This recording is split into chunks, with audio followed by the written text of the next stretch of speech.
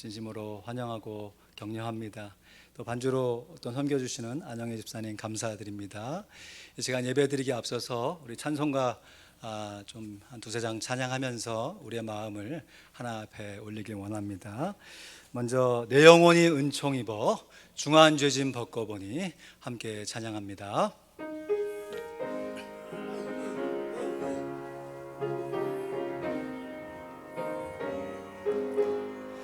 내 영혼이 은총 입어 중한 죄짐 벗고 보니 슬픔 많은 이 세상도 천국으로 화도다. 할렐루야 찬양하세.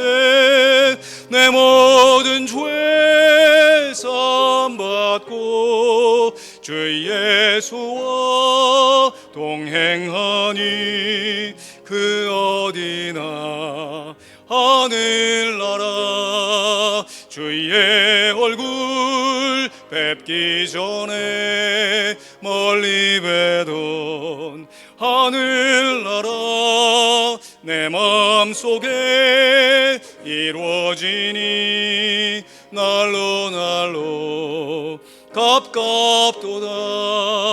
할렐루야 찬양하세. 내 모든 죄 사함받고 주 예수와 동행하니 그 어디나 하늘나라 높은 산이 거친 들이 조막이나 궁궐이나 내 주 예수 모신 곳이 그 어디나 하늘나라 할렐루야 찬양하세. 내 모든 죄 사함받고 주 예수와 동행하니 그 어디나 하늘나라.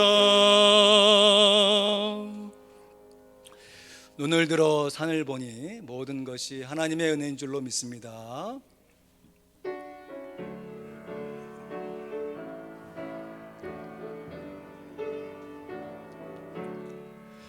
눈을 들어 산을 보니 도움 어디서 오나. 전지 지은 주 여호와 나를 도와주시네. 너희의 발이 실족치 않게 주가 깨어 지키며 택한 백성 항상 지켜 길이 보호하시네. 도우시는 하나님이 내게 그늘 되시니 낮에 해와 밤에 달이 너를 상치 않겠네. 내게 화를 주지 않고 혼을 보호하시며 너의 주립 지금부터 영영 인도하시리. 아멘.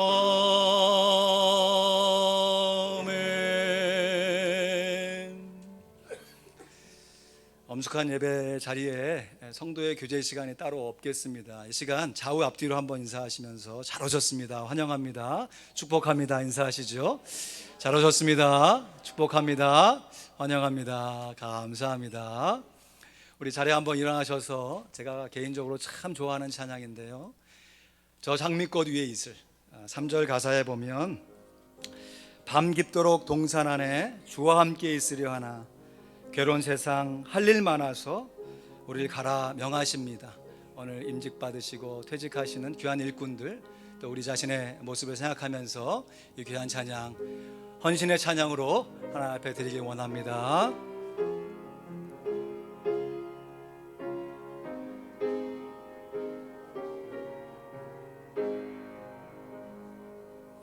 저 장미꽃 위에 있을 아직 맺혀 있는 그때에 귀에 은은히 소리 들리니 주 성부 명하다. 주가 나와 동행을 하면서 나를 친구 삼으셨네.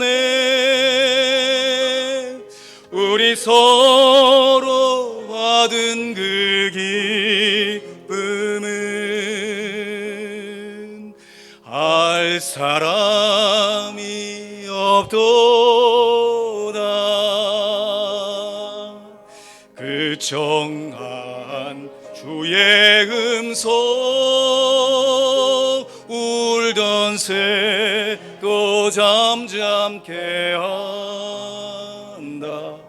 내게 들리던 주의 음성이 늘 귀에 쟁쟁하다.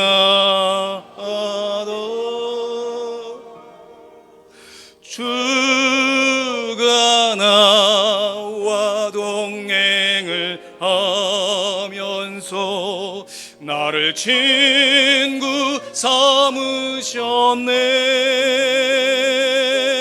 우리 서로 받은 그 기쁨은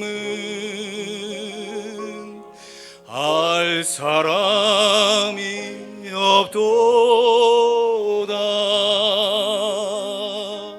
밤 깊도록 동산 안에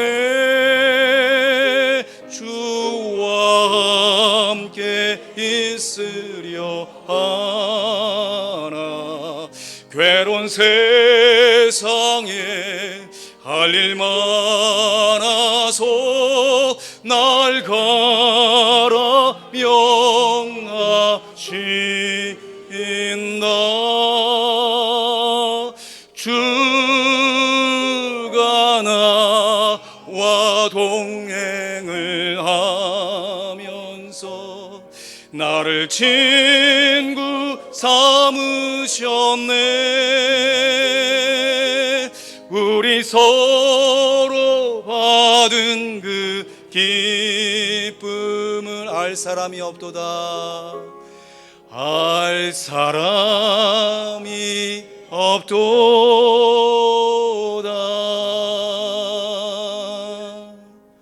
아멘.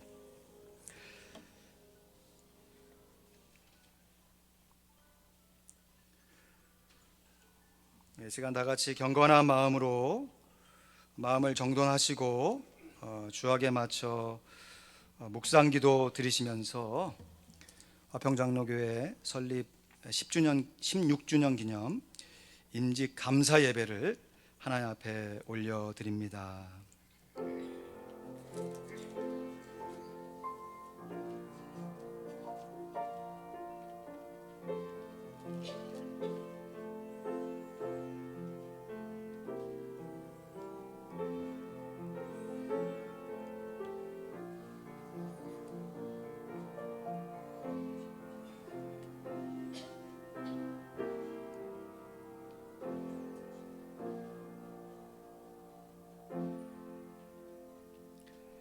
그 주인이 이르되 잘하였도다 착하고 충성된 종아, 내가 작은 일에 충성하였음에 내가 많은 것으로 내게 맡기리니 내 주인의 즐거움에 참여할지어다. 맡은 자들에게 구할 것은 충성이니라. 아멘. 일평생 하나님의 뜻에 충성을 다하셨던 우리 구주 예수 그리스도의 보혈을 의지하여 이 시간 임직 감사 예배로 하나님께 영광을 돌리오니 우리의 드리는 예배를 받아 주시옵소서. 감사합니다. 예수 그리스도의 이름으로 기도하옵나이다. 아멘. 면류관 가지고 힘있게 찬양하십니다.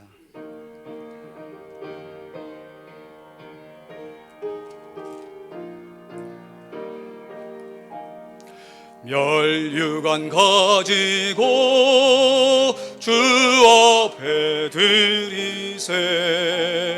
저 천사 기쁜 노래가 온 땅에 퍼지네. 내오나 깨어서 주 찬송하여라. 온 백성 죄를 속하신 만왕의 왕일세. 면류관 가지고 주 앞에 드리세. 그 손과 몸매 상처가 영광 중 빛나네.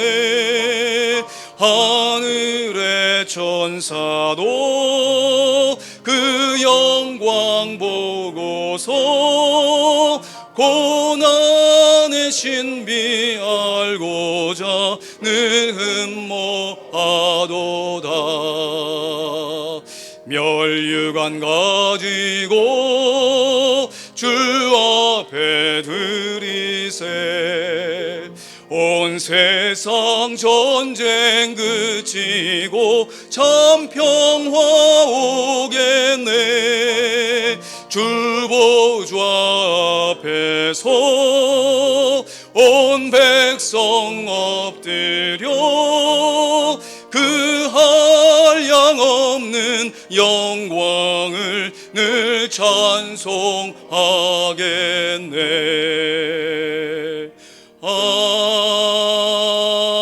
아멘.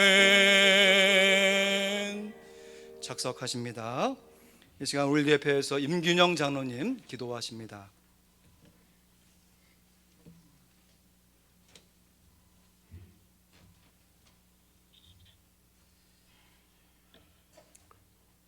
함께 기도합니다. 거룩하시고 자비로우신 아버지 하나님, 오늘 거룩한 날에 또한 창립 10주년, 16주년을 맞는 날에 주님 앞에 감사와 찬송과 예배를 드립니다. 또한 저희들의 귀한 예식이 있습니다. 아버지 하나님, 이 모든 절차와 예식 그 순서를 주님께서 받아주옵시고 저들의 마음을 주장하여 주옵소서. 주님께서는 이 땅 위에 저희들을 두시면서 항상 기뻐하라, 쉬지 말고 기도하라, 범사에 감사하라, 이렇게 말씀만 하시면서 또한 주님께서 저희들을 향하신 기쁜 뜻이며 저희들에게 명령하신 그 명령을 저희들이 지켜서 살아야 하지만 그렇게 하지 못하고 항상 불평하고 주님을 원망하고 모든 것이 일어나면 내 잘못이 아니고 다른 사람의 핑계대기만 했던 우리들 주여 용서해 주옵소서. 아버지 하나님, 임직을 받는 권 집사님 주님께서 함께 하셨어. 그도 지금까지 주의 생활을 하면서 너무나도 많은 아픔과 괴로움이 있었고 또한 주님의 말씀을 제대로 실행하지 못한 어려움과 원망이 있었지만 오늘 그가 주님 앞에 나와 예배하며 주님을 찬양하며 주의 말씀대로 살기로 작정하고 이렇게 오늘 안수식을 받습니다. 주님, 그의 앞길을 축복하여 주옵소서. 우리는 아무것도 할 수가 없습니다. 그를 위해서 기도할 수밖에 없습니다. 그러나 주님께서 그를 꽉 붙드시고 좌우나 우를 치우치지 않고 내가 보여주는 대로 나를 따라와서 나를 믿고 의지하고 모든 것을 마음이 아플 때마다 무슨 일이 있을 때마다 나한테 와서 기도하라는 그 명령을 준행하며 살 수 있도록 인도하여 주옵소서. 아버지 하나님, 16년 전에 이 교회를 세우신 주님께서 저희들에게 이렇게 16년이나 지냈지만 엊그저께 같은데 너무나도 많은 시간을 지냈지만 주님과 함께 동행했던 삶이 얼마 되지 않은 것 같아. 주님, 주의 말씀들을 살지 못한가 싶어요. 불쌍히 여기주옵소서. 주여, 우리의 잘못을 용서합시고 주님의 나라에 이제 갈 날이 멀지 않은 저희 앞길을 축복하시고 붙들어 주옵시고 항상 주께서 인도하여 주옵소서. 이 교회를 담임하고 있는 주의 목사님, 김 목사님들 붙드시고 항상 주께서 함께 하시고 또한 오늘 모든 행사를 같이 할 노예 목사님, 장로님들 또한 온 성도들 주님께서 함께 하시기를 간절히 바라고 원합니다. 우리가 오늘로부터 새로운 삶이 시작되게 하시고 새로운 각오로 주 앞에 나올 수 있도록 인도하여 주옵소서. 아버지 하나님, 이 교회가 너무나도 연약하고 저희들이 어려운 처지했지만 우리 주님께서 늘 함께 하시다 힘을 주시고 저희들에게 많은 은총을 베풀어 주옵소서. 아버지 하나님, 성령 충만으로 남은 생활 살게 하여 주옵소서. 아버지 하나님, 간절히 바랍니다. 주여, 저희들의 부족한 것들을 용서하시고 오늘 모든 순서를 주님께서 받아주옵시고 함께하여 주옵소서. 또한 오늘 은퇴하는 장로님, 권사님 함께하시고 그들의 앞길도 축복하여 주옵소서. 주여, 오늘의 모든 행사를 위해서 수고하는 노예 목사님들 주님께서 항상 함께하시고 이 땅 위에 너무나도 어려운 상황이 벌어지고 있습니다. 주 좀 불쌍히 여겨 주옵소서. 많은 사람이 죽어가고 있습니다. 많은 사람들이 하리케인으로 코로나로 여러 가지로 어려움이 처하고 있습니다. 불쌍히 여겨 주옵소서. 주여, 주님만을 바라보는 모든 성도들과 함께 하시고 주님께서 이 어려운 시기를 지날 때마다 주께서 주님 앞에 나오라고 하는 그 말씀에 귀를 기울이는 저희들 다 되게 하여 주옵소서. 오늘 모든 순서를 주님께 의탁합니다. 예수님 이름으로 기도하옵나이다. 아멘.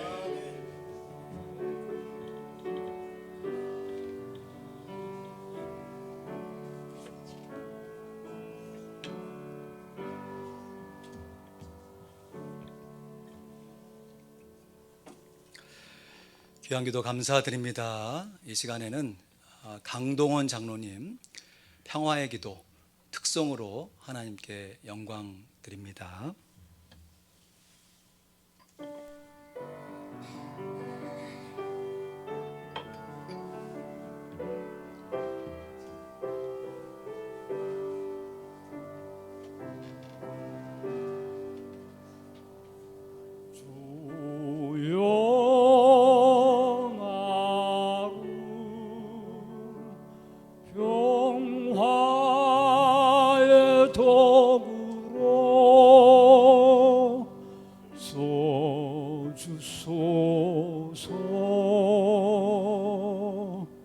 미움 있는 곳에 사랑은,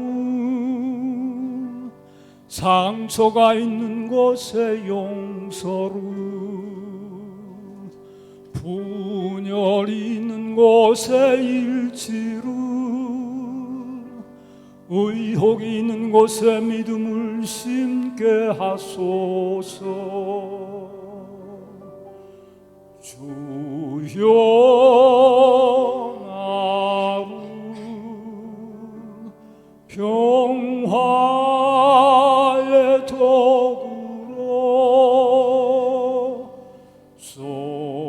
써주소서. 오류가 있는 곳에 진리를, 절망이 있는 곳에 희망을, 어둠이 있는 곳에 광명을, 슬픔이 있는 곳에 기쁨을 심게 하소서. 위로받기보다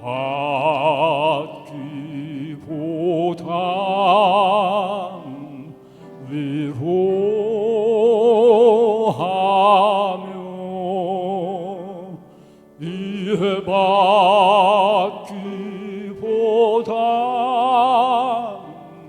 이해하며,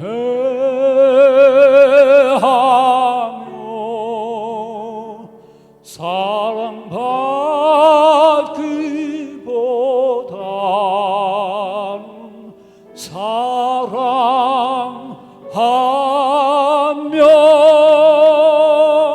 자기를 온전히 줌으로써 영생을 얻기 때문이니.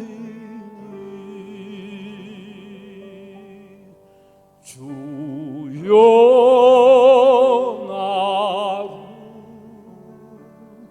평화의 도구로 써주소서.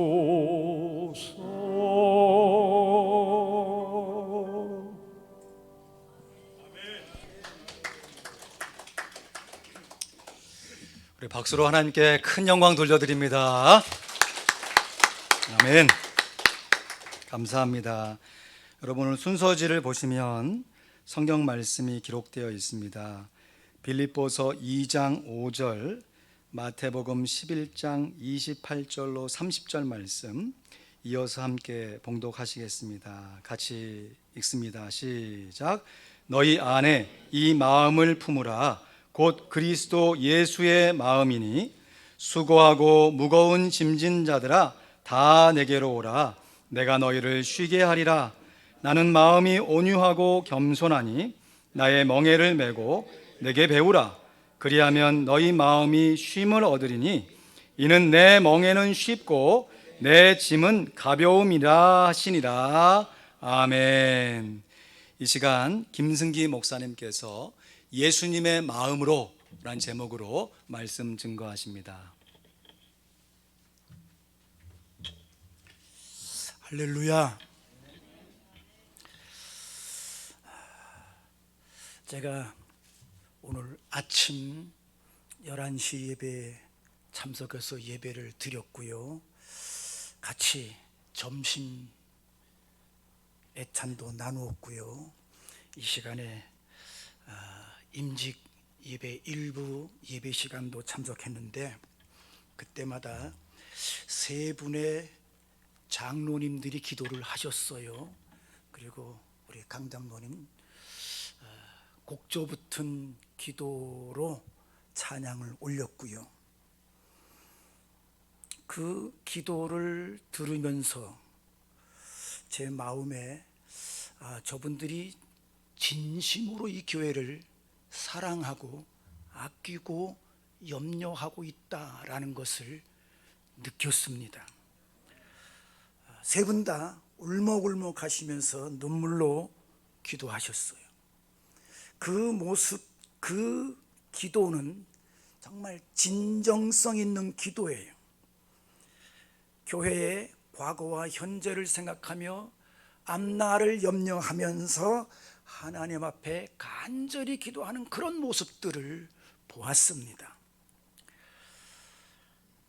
저는 멤피스에서 개척해서 28년간 심어둔 교회를 사임하고 이 애틀란타로 또 다른 하나님의 부르심을 따라 여기에 왔습니다. 그래서 교회를 염려하고 장래를 생각하는 분들의 마음을 조금은 헤아리고 알 수가 있어요.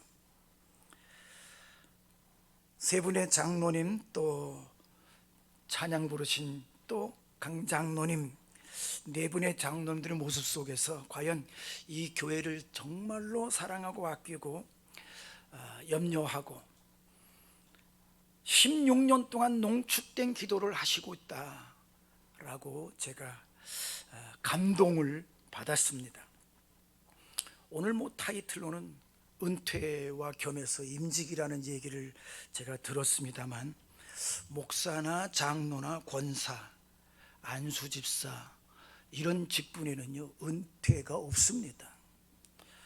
다만 시무가 끝나는 것이기 때문에 그동안에 수고하셨습니다라고 감사하고 또 새롭게 시작하는 분들에 대한 축하와 기대를 표현하는 것이 오늘의 예배인데요, 장로의 직위가 끝나는 것이 아닙니다. 고장로님, 시무가 끝나기 때문에 당회는 안 들어가셔도 이 교회의 장로로서의 그 직무를 계속 죽을 때까지 하셔야 되는 거예요. 우리 담임 목사님이 역시 제일 크게 아멘 하시네.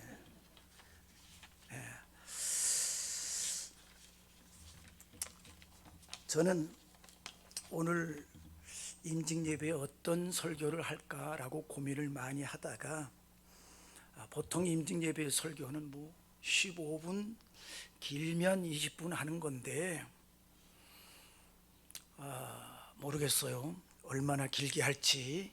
아무튼 하나님이 허락하신 시간 안에서 말씀을 증거하려고 합니다. 요즘 전쟁이 사방에서 있는데 다윗 삶을 보면요, 전쟁의 소용돌이 속에 던져질 때가 너무나 많이 있습니다. 그 얘기를 먼저 하나 하려고 합니다. 다윗이 아둘람 굴에 있는 산성에 진을 쳤고요, 그 반대편에는요 계곡 너머에 르바임 골짜기라는 곳에 블레셋 군대들이 진을 치고 있습니다. 르바임 골짜기는 그 골짜기 너머에 바로 베들레헴이 있는 거예요. 다윗은 아시다시피 베들레헴 출신입니다. 어린 시절 양을 치고 여기저기 뛰어다닐 때 베들레헴 주변을 샅샅이 뛰어다니는 곳이기 때문에 골목골목 바위 틈 다 잘 알고 있지요. 이렇게 양쪽에서 진을 치고 있으니까 서로 오갈 수 없습니다. 그런데 아둘람 굴 이 산성 쪽에는 샘이 없습니다. 그러니 군사들이 목말랐어요. 다윗도 목이 말랐다는 거예요. 너무 목이 말라서 다윗이 혼잣말처럼 누가 베들레헴 성문 곁에 있는 우물물에서 물을 길어와 나로 마시게 할 수 있겠느냐, 이렇게 중얼중얼 하소연하듯이 이야기했을 때 다윗 옆에 다윗을 그림자처럼 호송하던 3명의 용사가 있었습니다. 이 3명의 용사들이 의기투합해서 눈짓 서로 주고받으니까 말 안 해도 알아듣습니다. 그리고 뛰어내려갑니다. 여러분, 골짜기 너머에 우물이 있고요, 골짜기에는 블레셋 군인들이 진을 치고 있어요. 적어도 그 우물에 가려면 그 블레셋 진지를 뚫고 지나가야 되는 거예요. 3명의 용사들이 그 블레셋 진지를 뚫고 좌우충돌, 목숨을 걸고 피 튀기는 싸움을 지나면서 우물물을 떠옵니다. 그리고 들어갈 때와 마찬가지로 나올 때 더 큰 가로막힘 속에서도 그것을 뚫고 물을 한 가죽 부대에 떠가지고 와서 다윗에게 전달했습니다. 다윗이 3 용사의 모습을 보니까 몰골이 많이 아니겠지요. 온몸 피로 뒤집어 썼지요. 아마 여기저기 상처가 생겼을지도 모릅니다. 그들이 다윗에게 베들레헴의 우물물을 전달했을 때 다윗이 감히 그 물을 마실 수가 없었습니다. 그러면서 사무엘하 23장 17절 말씀 보면, 여호와여, 이는 생명을 돌아보지 아니하고 갔던 사람들의 피입니다. 물이 아니라 피라는 거죠. 그러면서 이것을 여호와께 부어 드렸다라고 성경은 기록하고 있습니다. 세 사람은 다윗을 위해서 목숨을 걸었고 다윗에 대한 충성과 충정을 보였습니다. 그런데 다윗은 그 물을 받고 이것은 물이 아니라 저 사람들의 피다라고 하면서 여호와께 부어 드림으로 경배를 받을 대상, 헌신을 받을 대상을 바꿉니다. 이것이 누굽니까? 자기가 아니라 하나님이셨다는 거예요. 이것이 또한 지도자 된 다윗의 모습이었어요. 우리는 여기서 지도자의 말 한마디 한마디, 행동 하나하나가 얼마나 중요한 것인지를 알 수가 있습니다. 그 말 한마디가요, 그 행동 하나가요, 죽이기도 하고 살리기도 합니다. 망치기도 하고요, 흥왕케 하기도 합니다. 전쟁통 속에서 너무 목이 말라 자기도 모르는 사이에 푸념처럼 했던 한마디가 세 장수를 죽일 뻔했습니다.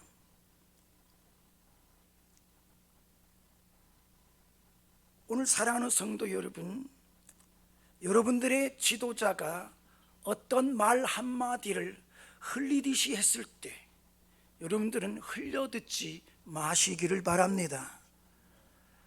함께 할 때 그 말 한마디 한마디에 여러분들의 힘과 시간과 의지를 더해줄 때 시너지 효과가 나오는 거죠. 지도자로 하여금 감동받게 하고 더 성도들을 사랑하게 하는 것이 여러분에게 있습니다. 다윗은 그 사람들의 충성을 보면서 하나님께 영광을 돌리고 그 물을 목마른 자기에게 들러붙지 않고 하나님께 돌려드렸던 것입니다. 사무엘 하 23장 8절에서 39절의 말씀 보면 다윗의 용사들의 이름이 나옵니다. 37명의 실명이 기록되어 있어요. 그 37명의 실명, 그 중에 첫 3인이 나옵니다. 그 첫 3인이 바로 오늘 다윗을 위해서 목숨을 내놓고 물을 길어왔던 바로 그 사람들이에요. 요셉 바세벳, 이 요셉 바세벳의 또 다른 이름은 아디노라고 성경 기록하고 있고요. 두 번째 사람은 엘르아살, 세 번째 사람은 삼마라는 사람입니다. 여러분이 이 제단에 충성할 때 여러분의 이름이 하나님 나라 생명록에 충성됐다라는 그 밑에 기록될 줄로 믿습니다.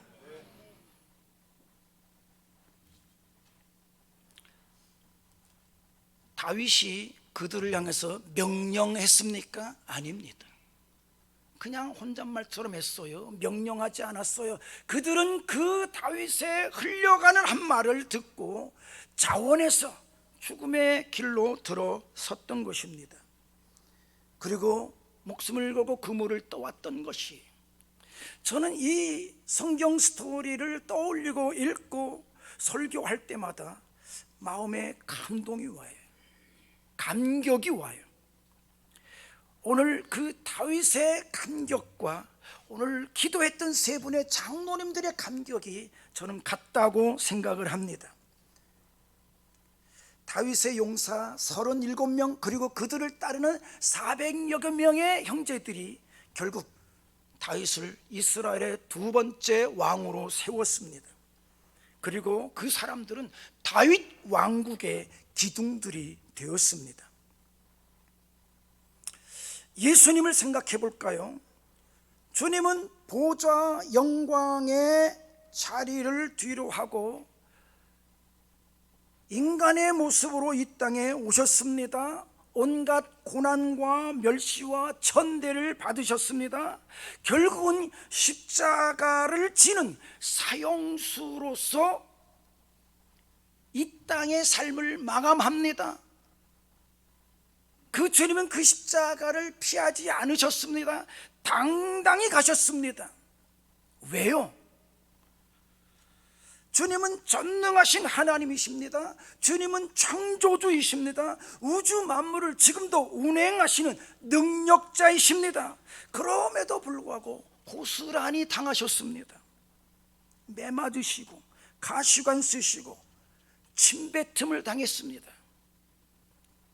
김 목사님, 교인 중에 누가 목사님 싫어하고 태하고 침뱉은 그런 기억이 있습니까?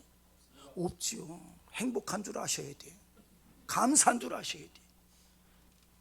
고장로님, 너 장로가 그따위가 뭐야 하면서 누군가 침뱉은 적이 있습니까? 과거에? 없지요. 감사하셔야 돼요. 주님은 그 일을 당하셨다니까요. 죄 없으신 분이 죄인들에게 역반하장 침뱉음을 당하셨어요. 매 맞았어요. 가시관 쓰셨고요. 억울하게 정죄를 받으셨고요. 십자가를 지셨어요.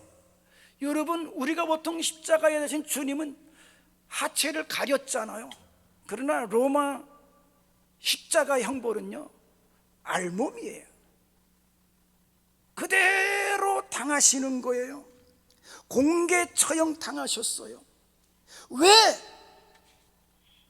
그것을 해서 자기가 무슨 유익이 있다고? 아니에요.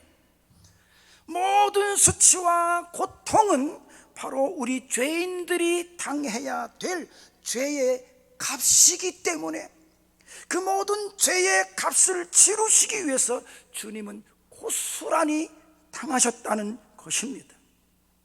힘이 없어서가 아니고 능력이 없어서가 아니고 아버지의 뜻을 이루시기 위해서 고스란히 당하시고 기꺼이 당당하게 고난으로 들어가신 겁니다. 마치 3인의 모습과 같습니다. 마태복음 26장 54절에 보면 내가 만일 그렇게 하면 이런 일이 있으리라 한 성경이 어떻게 이루어지리요? 이 무슨 얘기냐면 잡히시던 날 밤 베드로가 예수님을 잡으러 검과 몽치를 가지고 무리지어 오는 사람들을 대항해서 검을 휘두르면서 막아섰을 때 주님이 베드로야, 내가 12영 더 되는 천군 천사를 불러서 저들을 멸할 수 없어서 이러는 줄 아느냐? 그게 아니라 그럴 수 있지만 내가 만일 그렇게 하면 이런 일이 있으리라 한 성경이 어떻게 이루어지리요? 주님은 성경을 이루는 일에 목숨을 거는 겁니다. 그것이 아버지의 뜻이기 때문에 목숨을 거는 거예요. 여러분, 믿음을 지키는 것은 그렇게 녹록하지 않습니다. 어떤 책임을 지고 책임을 감당한다는 것은 쉬운 일이 결코 아니라는 거예요. 때로는 너무나 억울한 일, 너무나 고통스러운 일, 할 수 있어도 그냥 당해준 이 억울한 일들이 너무나 많은 거예요. 그 주님, 성경을 이루고 아버지의 뜻을 이루기 위해서 애쓰셨던 그 주님이 오늘 여기 화평교회 모든 성도들, 임직자나 퇴임자나 모두에게 동일하게 하시는 말씀이 있습니다. 예수님의 마음을 가지라는 거예요. 예수님의 마음으로 살라는 거예요. 예수님의 마음으로 섬겨라 라는 말씀을 하신다고 저는 믿습니다. 빌립보서 2장 5절, 너희 안에 이 마음을 품으라. 곧 그리스도 예수의 마음이니. 외우지 않아도 외워지는 말씀이에요. 다 같이 시작. 너희 안에 이 마음을 품으라. 곧 그리스도 예수의 마음이니. 여기 예수님의 마음을 어떤 성경에는 마인드라고 썼어요. 또 다른 성경은 attitude라는 단어를 썼어요. 마인드가 그냥 마음이라는 명사라고 한다면 attitude는 것은 마음의 자세, 마음가짐, 몸가짐, 태도라는 명사가 되겠습니다. 성경은 말합니다. Be in you same as Jesus' mind. 예수님의 마음과 같이 되라. 그런 마음을 가져라.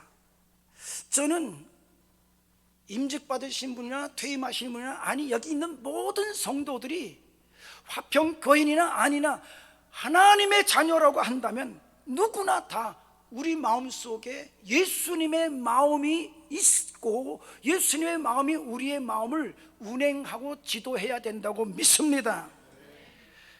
우리의 마음이 누구를 닮았느냐? 사단을 닮았으면 그 사람의 삶이 사단처럼 되는 겁니다. 예수님의 마음으로 가득하면 그 삶은 예수님의 삶의 모습을 따르게 돼 있는 거예요. 그렇게 보여질 거라고요. 누구의 마음이 나를 지배하느냐? 악인도 되고요, 도둑놈도 되고 강도도 됩니다. 의인도 되는 거예요. 선한 사람도 되고요, 원수도 되고 친구도 됩니다. 예수님의 마음을 가진 사람은요, 그 사람의 말이 부드럽고 눈은 사랑으로 넘칠 것입니다. 손길은 따뜻할 것이고요, 이웃에 대한 아량을 넓게 가질 겁니다. 다른 사람의 입장과 처지를 잘 이해하게 되고요, 매사에 큰 도움이 될 것입니다. 특별히 새롭게 임직을 받으려는 우리 권 집사님, 오늘까지 이제 공포하기 전까지는 집사님이니까, 공포하기 전까지는 집사님이셔요. 아직 장로 행세하시면 안 돼. 우리 권 집사님이 권장로님이 되셨을 때 단순히 호칭만 바뀌는 것이 아닙니다. 위치, 자리 다 바뀌게 되는 거예요. 그리고 사람들의 보는 눈길도 바뀌는 거예요. 기대감도 바뀌는 겁니다. 뭐라고 말하는가, 어떤 말투를 쓰나, 그의 얼굴 모습이 평안한가, 웃는가, 찡그리는가, 이 다 보는 거예요. 예수님의 마음을 가지고 얼굴을 환하게 하시고 마음을 너그럽게 하시고 성도들을 살피시고 붙들어 주시고 위로하고 격려하고, 이게 장로의 역할이에요. 사실 제가 설교를 부탁받았을 때 장로의 자격, 당회의 역할, 당회의 직무, 뭐 이런 거 쭉 살펴봤어요. 근데 제가 몇 번 우리 김용환 목사님 메시지를 들어보니까 잘 가르치는 선생님이에요. 그래서 배우는 건 담임 목사님께 충분하다. 그래서 자격이니 직무니 뭐 이런 건 다 담임 목사님께 배우고, 저는 오늘 딱 하나, 예수님처럼 살라는 거예요. 예수님처럼 좀 그렇게 장로의 역할을 좀 한번 해보라는 거죠. 그러면 제가 우리 권 집사님께 묻습니다. 예수님의 마음을 가져라. 근데 예수님 마음이 뭔 줄 알아야겠지. 예수님의 마음이 뭐냐? 라고 제가 질문하면 뭐라고 대답하시겠습니까? 아멘. 예수님의 마음이 아멘이에요? 따라합시다. 나는, 아니 권 집사님은, 나는 마음이 온유하고 겸손하니. 누구의 말씀입니까? 예수님의 말씀이잖아요. 주님의 말씀이 나는 마음이 온유하고 겸손하니, 이게 예수님의 마음이라는 거예요. 그래서 저는 오늘 우리 권 집사님이나 오늘 우리 모든 성도들, 목사를 위해서 모든 성도라고 한다면 예수님 마음, 즉 온유와 겸손이 필요하다는 것을 강조하고, 그렇게 목사의 직무, 그렇게 장로의 직무, 그런 마음으로 권사의 직무, 성도의 삶을 산다면 이 세상이 밝아질 것으로 믿습니다. 온유가 뭡니까? 성질이 온화하고 부드러움, 이렇게 국어 사전적으로 보면 그렇게 되어 있어요. 온유, 성질이 온화하고 부드러움. 겸손은 남을 높이고 제 몸을 낮추는 태도가 있는 것, 이것이 겸손이에요. 예수님은 만왕의 왕이셨지만 겸손하셔서 자기 몸을 낮추시고 종의 형체를 가지시고 죽기까지 복종하셨다라고 빌립보서 2장 7절 8절에 나옵니다. 주님은 너무 겸손하셔서 포니를 타셨다는 거예요. 예? 나귀, 곧 나귀의 새끼를 타셨다. 스가랴 9장 9절에 나오는 말씀, 마태복음 21장 5절에 나오는 말씀이에요. 온유한 주님을 닮으시기를 바랍니다. 보통 교회가 좋으냐 나쁘냐를 평가할 때 사람들이, 야, 니네 교인들 좀 따뜻하냐? 아니면 냉랭하냐? 예, 따뜻함과 냉랭함으로 교회를 평가하는 사람들이 바깥 사람들이에요. 어떤 교회 앞에 경찰이 서 있습니다. 지나가는 사람이 오른쪽에도 교회고 왼쪽에도 교회인데 이 사람이 오른쪽 교회를 가야 할지 왼쪽 교회를 가야 될지 몰라서 그 앞에 서서 이 자동차 이쪽 저쪽 관리하는 그 경찰한테 묻습니다. 내가 지금 두 교회 중에서 한 교회를 가고 싶은데 어느 교회를 갔으면 좋겠습니까? 경찰이 두 말 않고 오른쪽 교회를 가십시오. 왜요? 그랬더니 오른쪽 교회 들고 나오는 차들을 보면 운전자들이 다 활짝 웃는데 이쪽 교회들은 인상 쓰고 나옵디다. 내부 몰라요. 얼마나 교회가 잘나는지 설교가 좋은지 몰라요. 그런데 들어가고 나오는 사람들이 얼굴이 환하고 웃고 나온다는 거예요. 이쪽은 왜 그런지 인상 쓰고 나온다는 거예요. 여러분, 온유한 성도, 온유한 교회는 부흥합니다. 여러분, 전도 안 해도 알려지게 돼 있습니다. 아, 그 목사님 너무 좋은 분이야. 아, 그 교회 임장로님 너무 좋은 분이야. 그 교회 새로 요번에 권집사가 장로 됐는데 못됐다더라. 그러면요, 올 사람도 안 오는 거예요. 좋은 분이다라고 소문을 들으면 참 잘 웃고 하는 말마다 긍정적이고 너무 배울 게 많아. 이렇게 평가를 받아요. 이게 온유한 사람이에요. 온유를 그냥 부드럽고 따뜻함으로만 해석하는 것은 국어 사전적이고요, 성경의 원어적으로 보면 온유가 뭐냐? 힘이 있어요, 똑똑해요. 그런데 그것을 나타내지 않고 잘 절제된 힘, 잘 절제된 힘, 이게 온유예요. 자신을 꺾고 하나님의 권세에 순종하는 태도, 이게 온유예요. 비굴함과 온유함은 다른 거예요. 힘이 없고 연약해요. 아는 것도 없어요. 그래서 할 수 없이 굽실될 수밖에 없는 것, 이건 비굴함이에요. 그런데 다 알아. 할 수 있어. 힘이 있어. 이길 수 있어. 하지만 절제하는 모습을 갖는 것, 이게 온유라는 거예요. 제가 우리 권 집사님을 한두 번 만나서 대화해 보니까 너무 똑똑하셔요. 굉장히 잘나신 분이에요. 그래서 또 염려가 돼. 온유함을 가지시기 바랍니다. 가지고 있어야 돼. 힘이 있어야 돼. 그러나 잘 절제된 모습을 보이면 이 교회에 큰 힘이 되실 줄로 믿습니다. 설교가 길어질 때 가서 넘어가겠습니다. 겸손. 우리는 또 주님의 겸손을 닮아야 돼요. 겸손은 자기의 몸과 마음을 낮추는 자세예요. 누군가 좋은 일을 했습니다. 멋진 일을 했어요. 그런데 나 좋은 일 했어, 나 이렇게 멋진 일 했어 하면서 동네방네 소문을 스스로 내고 다닙니다. 그 사람의 생각에 내가 이런 일을 했다고 하면 다 너 참 좋은 일 했구나, 수고했다고 할 줄 알았는데 대부분의 사람들은 뭐라고 말합니까? 뭘 저렇게 생색내고 그 다음에 뭡니까? 지랄이야. 저렇게 뭘 생색내. 만약에 그 사람의 입을 닫고 조용히 좋은 일하고 멋진 일을 했다면 주변에 있는 사람들이 저 장로님이 이런 일을 했어, 너무 멋지지 않아? 야, 그랬니? 야, 멋지다. 야, 나아가서 하나님이 욥을 향해서 저 사람처럼 순전하고 지혜롭고 하나님을 경외한 자가 또 있냐, 이렇게 하나님이 높여주실 때가 있다는 거예요. 욥기 22장 19절, 하나님은 겸손한 자를 구원하시느니라. 시편 10편 17절, 여호와여 주는 겸손한 자의 소원을 들으셨으니.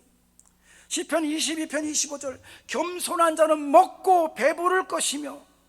시편 147편 6절, 여호와께서 겸손한 자는 붙드시고 악인은 땅에 엎어뜨리시는도다. 잠언 3장 34절, 진실로 하나님은 거만한 자를 비웃으시며 겸손한 자에게 은혜를 베푸시나니.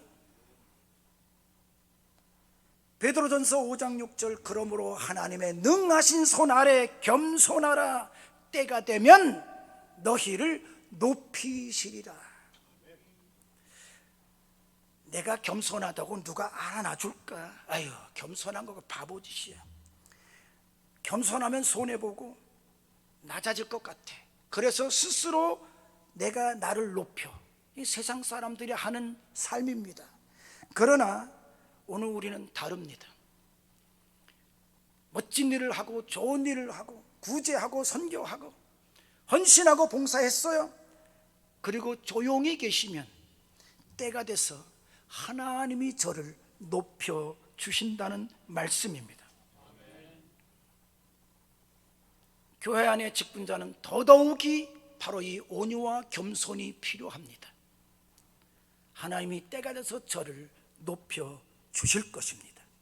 그런 사람들이 섬기는 교회는 부흥하고 발전하고 하나님께 영광을 돌려드리는 산 교회요 제단이 될 줄로 믿습니다. 기도하겠습니다. 온유와 겸손, 오늘 예수님의 마음인 것을 다시 한번 살펴보면서 강단에 서 있는 목사로부터 모든 성도들 한 사람 한 사람에 이르기까지, 특별히 장로님들의 마음 속에 예수님의 마음으로 가득 찬 귀한 교회로 세워 주시옵소서. 예수님의 이름으로 기도드리옵나이다. 아멘.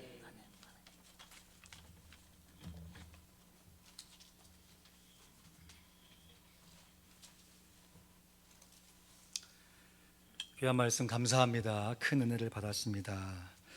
우리 찬송가 주님의 마음을 본받는 자 찬양할 때 1절